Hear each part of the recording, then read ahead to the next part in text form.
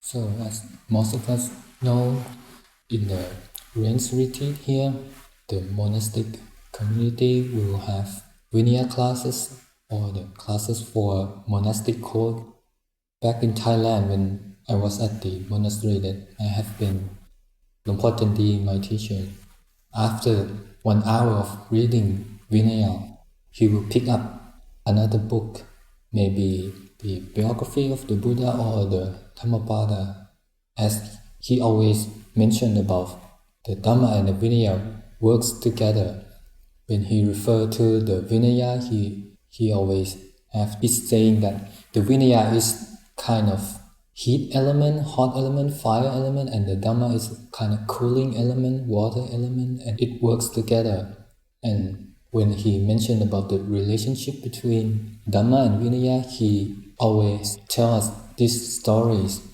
On one hand, when people are kind of too scrupulous, they're really obsessed with their sila, their precepts. He relates his story of when he was a young monk at Wat Papong.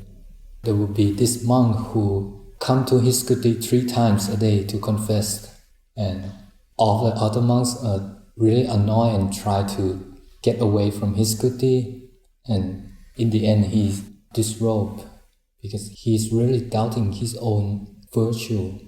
And on the other side, when people neglect the aspect of virtue or precepts, they kind of just listening to what the Buddha teach, just the Dhamma. Longpo Tendi told us this story of, in the morning, these lay people who come to the hall, and he didn't bow to any monks or Buddha, which is uncommon in Thailand. People know the basic etiquette when they come to the monastery. This man, he will not bow to anything, and later after the meal he approached Longpo Tendi and say, bowing is unnecessary. Just listen to what the Buddha teach, just letting go. And another story that he will mention is when he's on his tudong, he met this monk who have almost white robe because it's being washed again and again and never be dyed back to the brown color of the normal robe. And when it's come to lunar observance day, he will not go to the recitation of the rules of Patimokkha, and what he says, Patimokkha is just conventional truth, it's not ultimate truth. Why I have to go to listen to the recitation? It's unnecessary. So for me, when I reflect upon the relationship between the Dhamma and the Vinaya, I always have this metaphor of the Vinaya is like the bark of a tree, and the Dhamma is like the hardwood of the tree. If a tree has only hardwood and have its bark peel off, then the hardwood will be exposed to the element, to the heat and the cold, and will not grow properly or eventually die.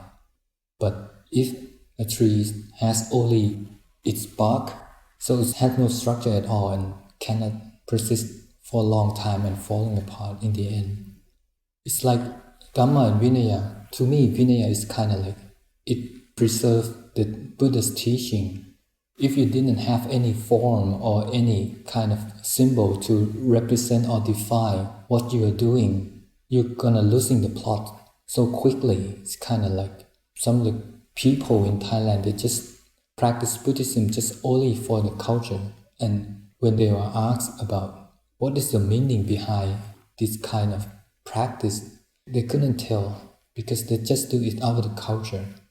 But again, if we have only Dhamma and neglect the aspect of Vinaya, so then we just believe in our interpretation of Buddha's teaching, and it will become more and more being away from the original teaching. So it's like the water system here. We have hot water and cold water, and any faucet can dial between hot and cold water. So the Dhamma Vinaya has to work together. So I offer this from the